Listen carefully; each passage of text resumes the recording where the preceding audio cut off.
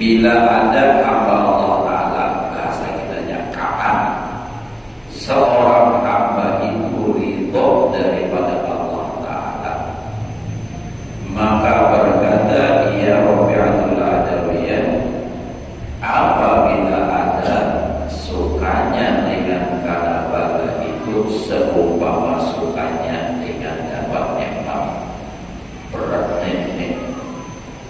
Jadi Ja'far bin Sulaiman ini pada lawan Rabi'atul Adawiyah, pertanyaannya kapan orang itu bisa dikatakan ridho dengan Allah Ta'ala? Kan kita ngaku ridho Allah, raditu billahi rabba wa bil islami dina wa bi Muhammadin nabiyya wa rasul. Itu pengakuan kita. Tapi benarkah pengakuan itu sesuai dengan apa yang dimaksud?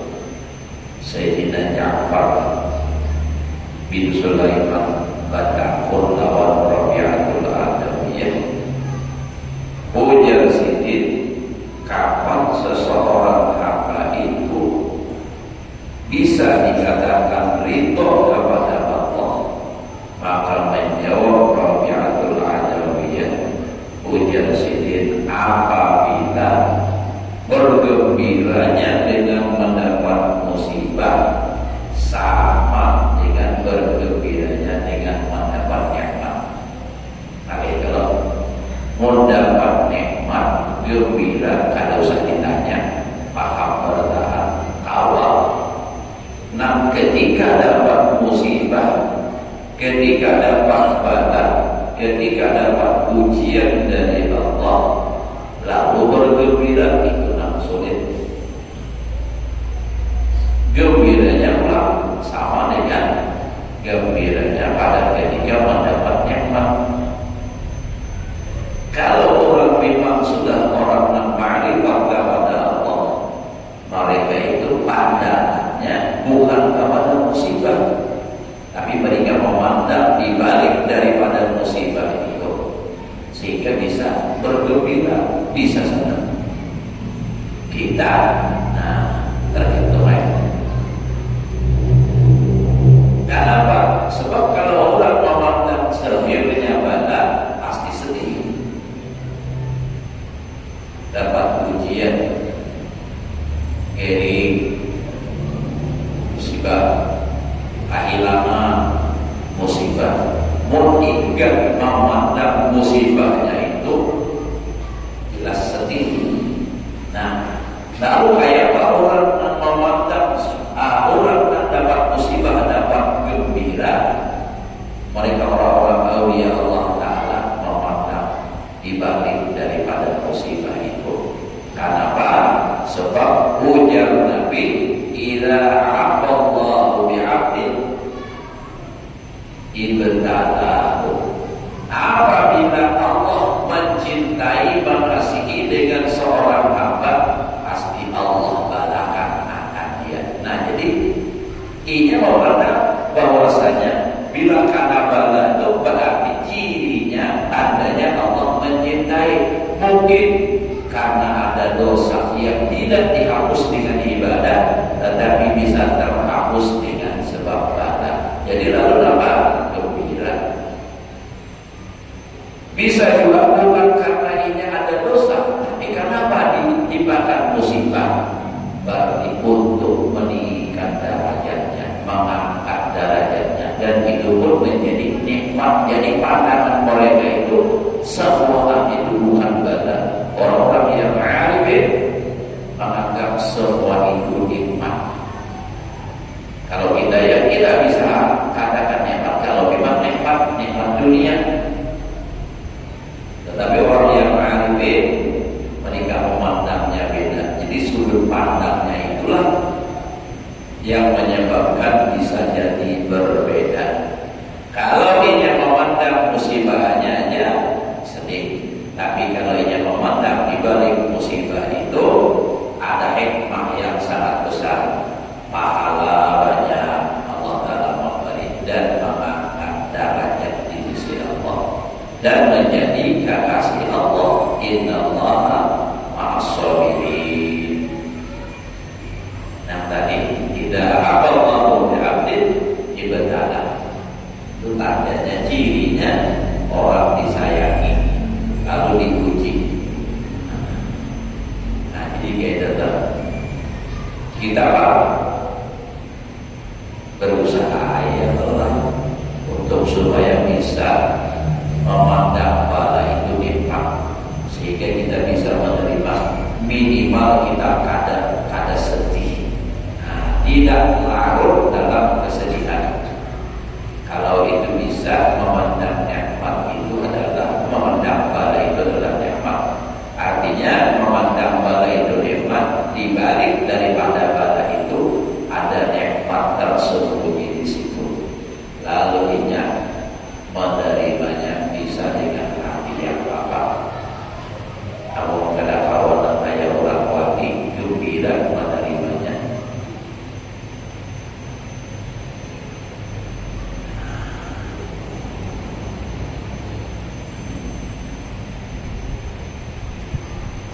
Syahdat bermula makna suka hati akan segala hal Allah Ta'ala dan padarnya, utama huruf anaknya dan tanda hurufnya. Nah, ya tawarruh. Nah, ya makna suka hati akan segala qada Allah dan qadarnya, sekira-kira tiada ia ia mengakali akan segala perbuatan yang diperlakukan Allah atasnya dan orang yang lain daripadanya, karena sekalian perbuatan yang umum yang terjadi di dalam dunia ini, yaitu sekaliannya perbuatannya Allah dan wajib ia ridha akan perbuatan Allah, dan jangan ia menyangkali sangkal i'tiraf akan dia.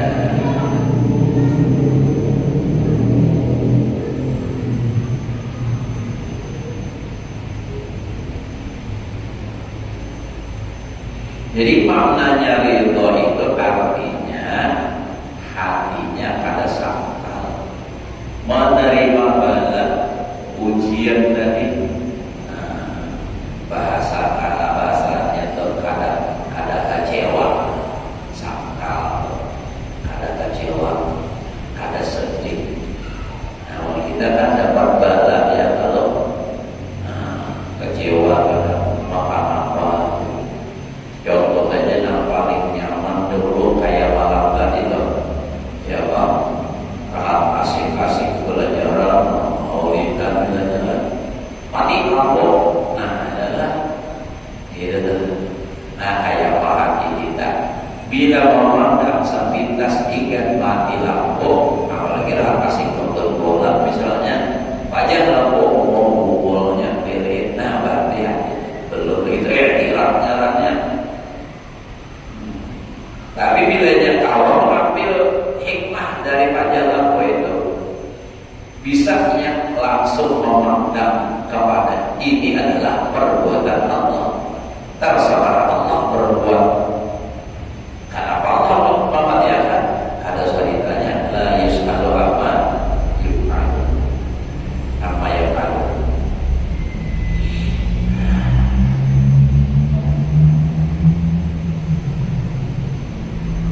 Nah jadi ujar sini maknanya artinya tadi adalah, nah orang ridho dengan Allah dan kadarnya sekira-kira tiada ia mengakali akan segala perbuatan yang diperlukan Allah Ta'ala atasnya, tidak ada menyangkali yang itu i'tiraf betul. Nah itu. Dan wajib ia itu akan perbuatannya dan jangan ia menyangkali mengikirkan akan dia. Kenapa wajib? Kenapa maka? Nah, kenapa karena Allah Allah kenapa itu? Makanya tuh Nabi kita adalah Sayyidina Anas tuh bahwa ada lawan Nabi, ujar Sayyidina Anas, selama 10 tahun berhadap kepada Rasulullah itu ada pernah berkata, kenapa ikap pada gawin? Kenapa ikap disuruh pada digawin? Misalnya, kenapa ikap pada gawin dan karena disuruh pada pernah? Kenapa? Karena Rasulullah pandangan itu langsung. Inya ada menggawin, Allah ada menghendaki. Inya menggawin, Allah Ta'ala ampun perbuatan menghendaki. Selesai. Namun kita misalnya kita main pro, siapakah menggawi pas ada digawinnya, apa tak? Nah, maniwas. Kenapa sudah jadi suruh kenapa digawi? Nah, kada disuruh pula, seharusnya digawinya. Apa yang bisa? Nah, kada disuruh digawi juga. Nah, ini ma'ikhirat terhadap perbuatan Allah. Kenapa? Karena dia berbuat itu adalah pada hakikatnya perbuatan Allah. Orang tidak akan mau berkata atau berbuat apapun kalau tidak kehendak Allah. Amunnya nangka itu hatilah, insya Allah kada kenapa ada sangkal itu ada lagi, takuri ini lagi. Kenapa? Sebab pandangannya tidak lagi terbatas kepada perbuatan manusia, tetapi langsung kadang didik lagi lawan makhluk langsung kepada Allah Ta'ala. Tapi ini atasnya dalam hati, kadang dipanggil terus dipanggil ini lantaran belajar saja. Namunnya kalau dipanggil berdaya-daya kita. Dan sesudahnya ini kaina tinggal bawa ayam. Jadi kan ada lagi istilah sarik. Makanya Nabi pernah ada biar mendengar riwayat Nabi itu sarik. Kalau urusannya lawan pribadi Nabi, artinya urusan pribadi Nabi itu ada orang lalu Nabi kita kan ketika hijrah ke Taif, begitu sampai di sana dilempar batu.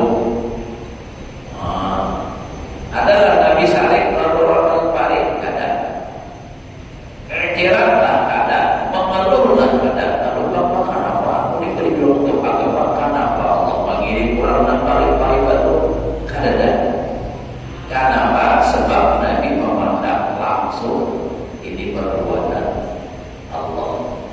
Lalu pulang datang malaikat gunung, ya Muhammad, bagaimana andai kata gunung di Taif ini aku hubungkan kepada mereka nama kalau nama nawaki melempar yang itu hujan Nabi jangan.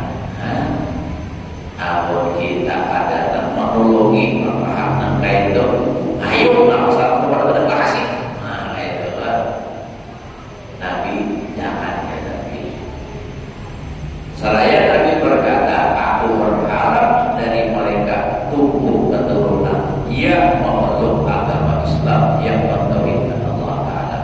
Lalu Nabi berdoa, Allahumma hadi qaumi fa innahum la ya'lamun. Ya Allah, beri petunjuk kaumku karena mereka belum tahu. Jadi kayak gitu. Mulut dihormati di zaman kolok, biar mendengarnya orang lagi. Tapi gawinya kita, gawinya. Nah, kayak apa supaya jangan sampai terus-menerus saling terus. Ini apa? Jangan kita ya. Sedikit kita salah bini saling, sedikit salah anak saling. Nah, penyarikan. Sebaliknya orang nangkai tujuan. Binian pulang dan kadang mengerti tauhid nih, apalagi kadang belajar lalu, ada ingat lagi kayaknya bahwa itu perbuatan Allah, lalu aja tuh muntah salah sedikit aja menurutinya, padahal menurut bujur tapi ingatnya salah, itu bawa main, maka sampai ingat beberapa tahun pun kadang bisa masih jukitnya kayak itu kisahnya kalau jalan. Mau ikut jasa malam ini tanggalnya harinya ingat. Namun kan baiknya bisa kan ingat lagi.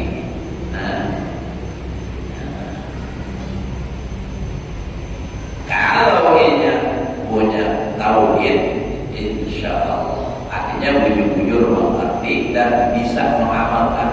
Ada istilah kata sakit lagi. Itulah Nabi kita. Innahu ya'fu wa la yu'aqib wa in khusima yasmut wa la yujawib. Itulah Nabi. Innahu ya'fu, kalau bisa gini Nabi memaafkan, wa la yu'aqib, kada membalas. Wa in khusima, kalau dibantahi orang umur bangsa hilang sampai tertular, yasmut, Nabi berdiam. Wala yujawib, dan tidak menjawab.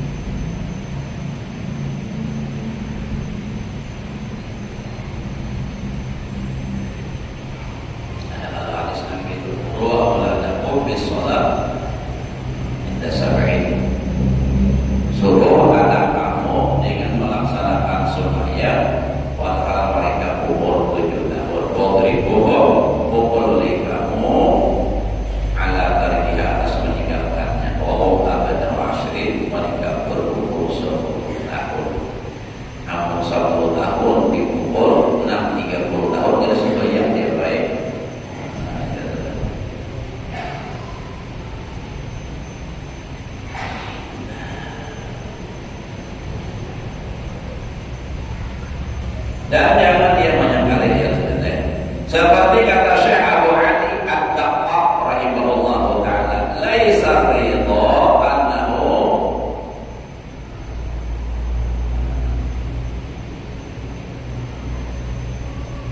itu tadi adalah tulisannya nih. Laisa ridha annahu lam yahissa bil malak. Innama ridha la ya'taridu ala hukmi wal qada. Punya hisab dan lam yahissa. Tidak ada sawab lam menambah. Artinya tiada disyaratkan bagi ridha itu bahwa tiada merasa. Lam yahissa, tiada merasa ia akan kesakitan badan. Hanya saja ridha itu tiada menyangkali atas hukum Allah dan qadanya Allah. Nah, kalau misalnya nih orang misalnya sakit kepala, sakit benar, kan musibah. Dan itu ketentuan Allah. Lalu kalau nyari itu hilang pada merasakan itu. Artinya orang yang ridha itu kalau nyari masa juga sakit. Tanya jawab aku masa juga sakit. Tak kubur misalnya ringsak itu masa juga mati. Tetapi inya ada mamato. Nah itu nak ridha tadi. Hatinya tetap merasa tenang. Kada ada rasa kesal. Menerima kabarnya, ketentuannya Allah. Itu maksudnya ridha. Bukan berarti kada merasa sakitnya, dapat musibah sama kayak kisah khusyuk itu. Bukan artinya khusyuk itu kada merasa ikut nyamuk, kada mendengar orang banyak mau saking khusyuknya nih, kada mendengar. Artinya masjid 3 jalan kan lewat mobil banyak banget, kada mendengar saking khusyuknya. Itu bukan khusyuk, itu takburi. Nah jadi khusyuk di biasanya lah bukan berarti kada mendengar, kada apa, kada tahu apa-apa, tetapi hatinya ingat bahwa Allah. Mendengar ayat tapi ingat Allah. Nah begitu pula itu sakit tehnya karena musibah, tapi menerima dengan hati yang tenang. Makanya definisi ridha talaqil mahalik biwajhin talib, menerima segala kebinasaan atau ujian dengan hati yang ceria.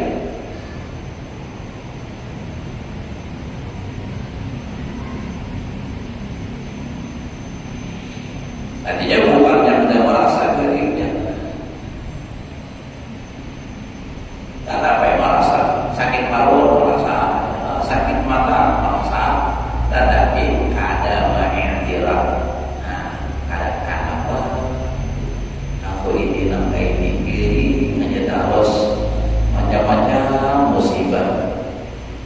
Habis sakit mata, sakit telinga, habis sakit telinga, sakit paru, habis sakit paru, sakit betis. Pokoknya ada kehabisan. Ini misalnya, lalu timbul karena wajah kayak ini. Nah itu yang dalam dalamnya.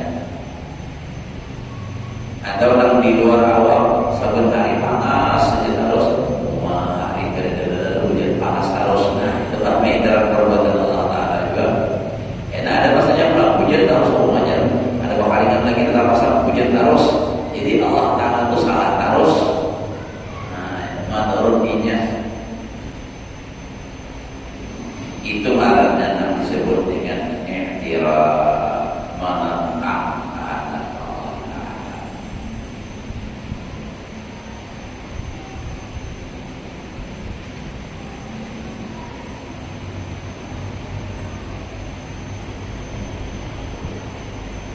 Dan kata Imam Al-Ghazali rahimahullah ta'ala, wa ruwiya anna Allah ta'ala wa ila Daud alaihi salam, ya Daud innaka turidu wa ana turidu wa inna ma yaqulu ma uridu.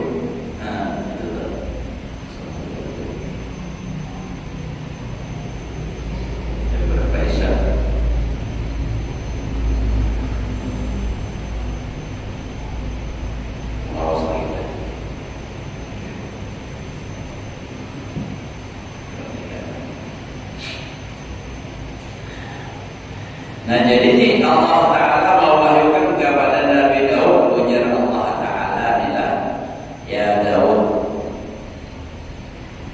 innaka turidu wa ana urid wa innama yakunu ma urid lain satimta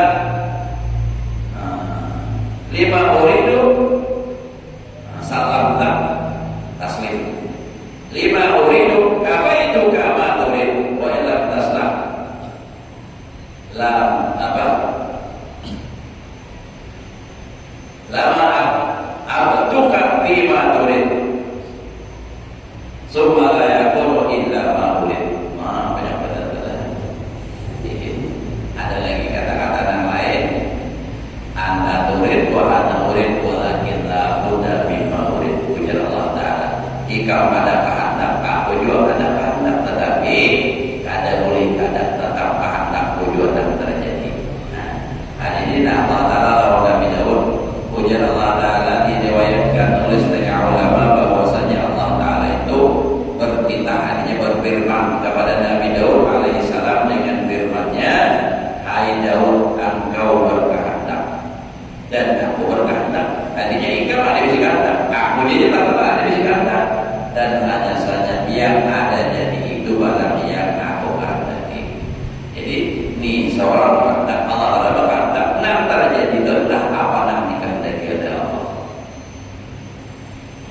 Maka jika engkau serahkan, nah bila engkau itu menyerahkan akan takut besar Allah bagi barang yang aku kehendaki itu, niscaya aku cukupkan barang yang engkau kehendaki itu. Dan jikalau tiada engkau serahkan akan takut maka hendak seorang. Nah bagi barang yang aku kehendaki itu, niscaya aku susahkan at-abtuka tadi. Lama at-abtuka, niscaya aku susahkan akan engkau barang yang engkau kehendaki itu. Dan adalah murah dengan taslim dalam hadis ini, menyerahkan sekalian perbuatan kepada Allah Ta'ala. Dan murah dengan menyerahkan itu maksudnya ridha akan Allah Ta'ala di dalam sekalian perbuatan Allah itu. Saya kira-kira tiada banyak kali ada kira di dalam hatinya, nyenangan yang dalam hati akan sekalian yang diperbuat oleh Allah Ta'ala itu, sama ada ia bala atau nikmat. Jika ada kewajiban dan kewajiban atau kejahatan, maka sekalian itu jadi dari perbuatan Allah Ta'ala.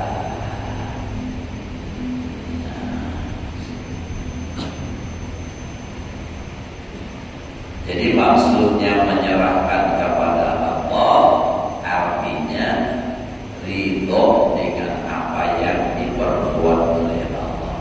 Ada menyangkal, ada mengira kenapa hujan terus, kenapa mati lampu terus, kenapa panas terus, kenapa ikam ini manjal benar, kenapa ikam ini kenapa terus. Nah itu mengira.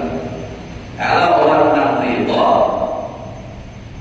apa yang terjadi diterima dengan hati yang lapang, kada merasa kecewa. Dan ini hendaknya di hati, dan hati itu diketahui oleh Allah. Namun kita berucap di mulut bisa saja aku ridho aja, tapi hati masih kada terima, tak apa hukumnya yang dirasa. Makanya raja ulun contohkan orang yang ridho itu hatinya itu bisa menerima kehendak dan perbuatan Allah.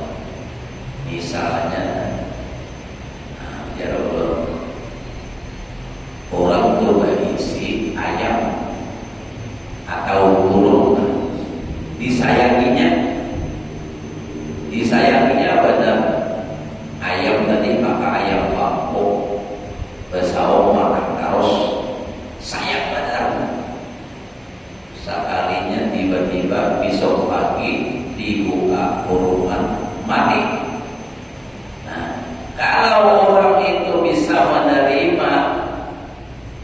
tidak mengeluh di ucapannya ada, tapi hatinya masih sedih, itu artinya sabar. Artinya ini kadang mengeluh, kadang menuduh siapa, kadang menyanyari, nah hatinya hati terasa sedih, itu sabar. Nah ridho kayak apa? Nah ridho ini begitu dapat ujian tadi langsung hatinya lapang.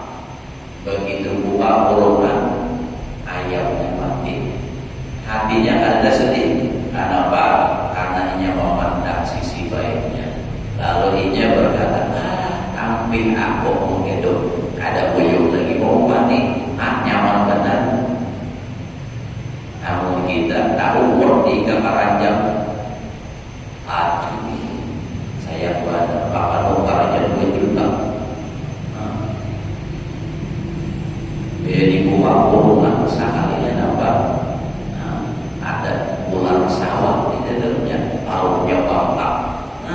Umurnya ini sawah ini manunya jenah, rumahnya.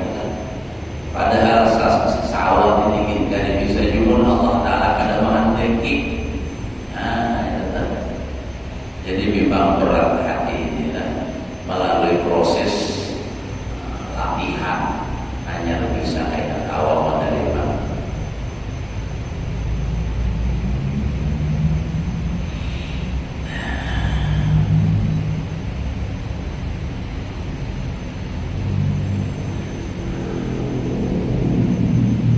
Sabda Nabi sallallahu alaihi wasallam dalam setengah hadis, wal qadar khairuhu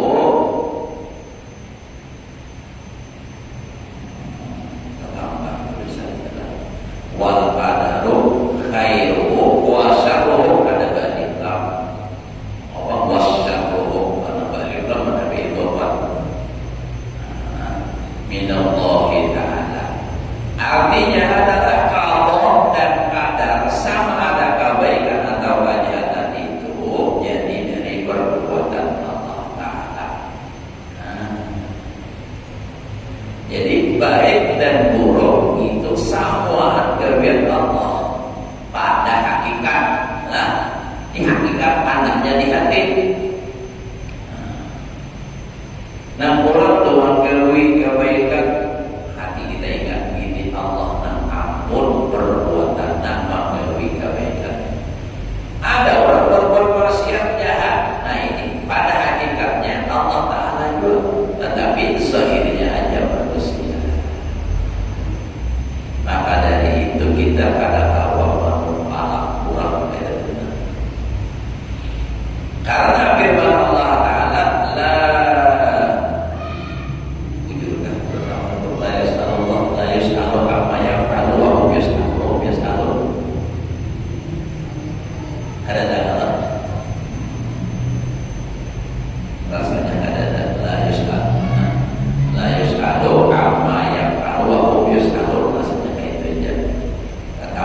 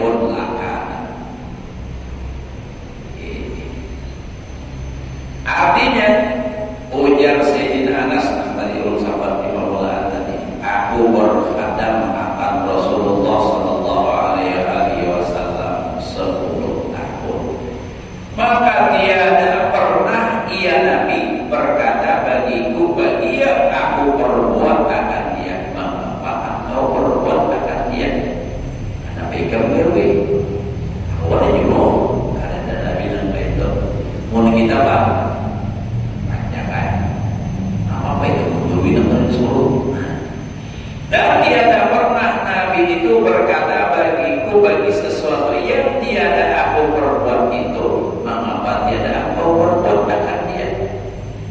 Karena bagi mereka ada, karena bagi mereka dan tiada pernah ia berkata di dalam sesuatu yang telah ada jadi itu, mudah-mudahan ada ia jadi. Dan tiada pernah ia berkata bagiku dalam sesuatu yang tiada ada jadi itu, mudah-mudahan ada jadinya. Ada dalam itu pada pernah. Dan apabila marah akan dakwah oleh orang yang marah daripada ahlinya, keluarga Nabi, maka bersabda Rasulullah SAW, bagi mereka itu tinggalkan olehmu akan dia. Karena jikalau dikehendaki Allah Ta'ala di dalam qadanya dan kadarnya akan jadi sesuatu itu niscaya ada dia. Ini keluarga dia tenang sarit lawan misalnya dari sini atas tinggalkan jauh. Kenapa? Karena sesuatu itu kalau memang ada tanda maka kadarnya pasti terjadi. Kalau memang tidak ditakdirkan oleh Allah tidak akan terjadi. Kalau sudah terjadi berarti itu memang sudah qada dan kadarnya Allah Ta'ala. Berat mengenai ini.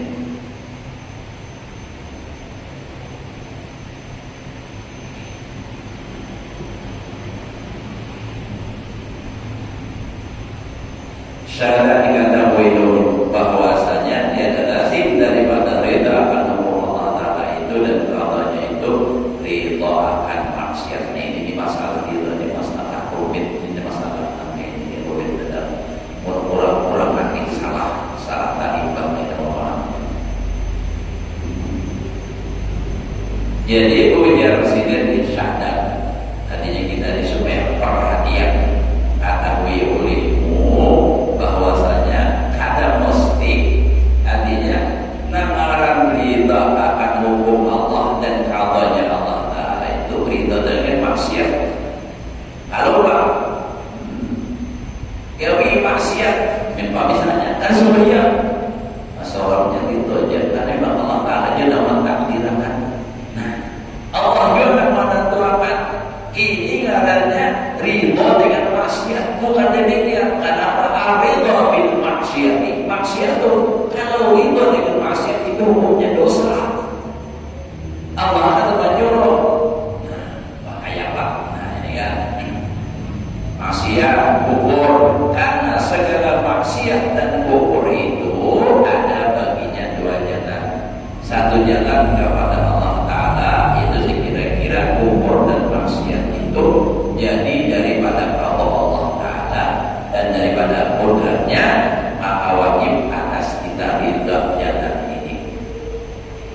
Dan satu jalan lagi kepada hambanya, yaitu sekira-kira kufur dan maksiat itu sifat bagi hambanya, maka atas jalan ini tiada disuruh oleh Allah Ta'ala akan kufur dan maksiat. Seperti firman Allah, wa ta'ala li ibadihi kufra. Artinya dan dia adalah ridha bagi hambanya akan kufur.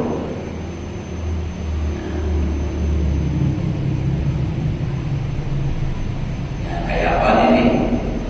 Jadi misal orang berbuat maksiat. Ini orang berbuat maksiat misalnya mencurtangkan atau ada sembahyang atau korupsi, apakah maksiat itu? Nah, kita ada boleh ridha dengan perbuatan maksiat itu. Itu sifat hambanya. Nah, kita boleh ridha karena itu Allah yang ampun perbuatan. Nah, di sisi Allahnya ini nah kita ridha. Jadi Allah yang ampun perbuatan, Allah yang ampun kehendak, tetapi dengan kekufuran, kemaksiatan itu tetap ada perlu kita ridha. Kalau senang. Nah, jadi gitu. Jadi harus bisa memilih. Jadi ada dua sisi. Dari satu sisi itu dari sisi hukum, artinya Allah Ta'ala ampun perbuatan dan ampun mata dan kadar. Dari situ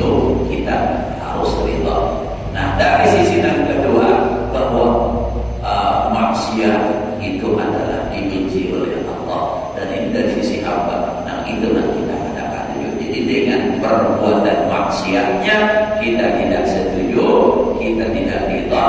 Nah, kalau dari sisi Allah yang ampun perbuatan dan mentakdirkan, itu kita harus ridha. Karena dengan dalil firman Allah Ta'ala, wala yarda li'ibadihi al-kufra, dan ia adalah Allah Ta'ala ridha bagi hambanya akan kekufuran.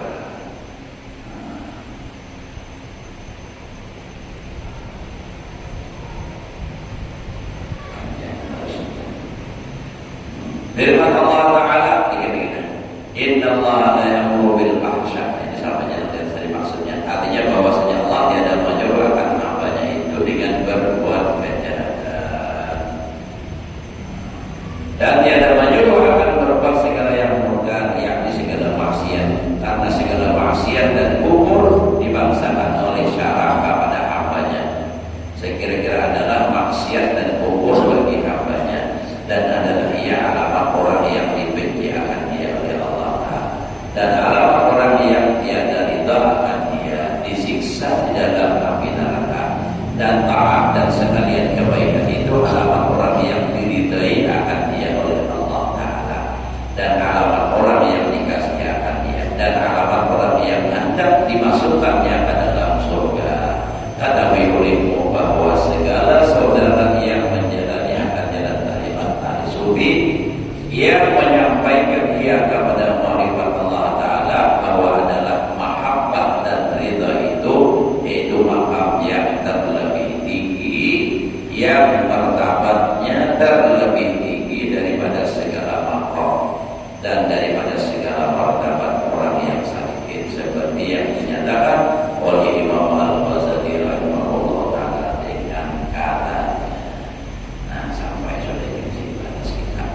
Jadi makam yang paling tinggi adalah makam mahabbah, makam cinta kepada Allah Subhanahu wa Ta'ala, dan makam ridha itu makam yang paling tinggi.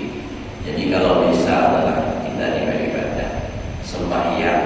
Nah, ada orang yang sembahyang karena takut, ada orang yang sembahyang itu karena mahabbah, karena cinta. Karena banyak di sembahyang yang takutan itu, ada sembahyang masuk neraka itu karena takut, takutan masuk neraka.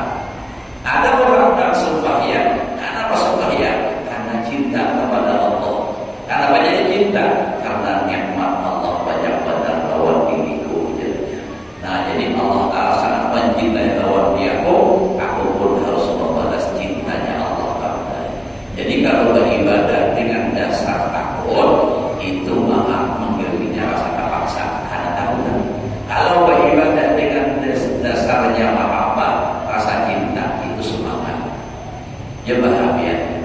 Kita di rumah misalnya adalah, nah kita nih, kita suruh anak kita ia menggawe karena takutan, menggawe gimana paksa. Awas bila ada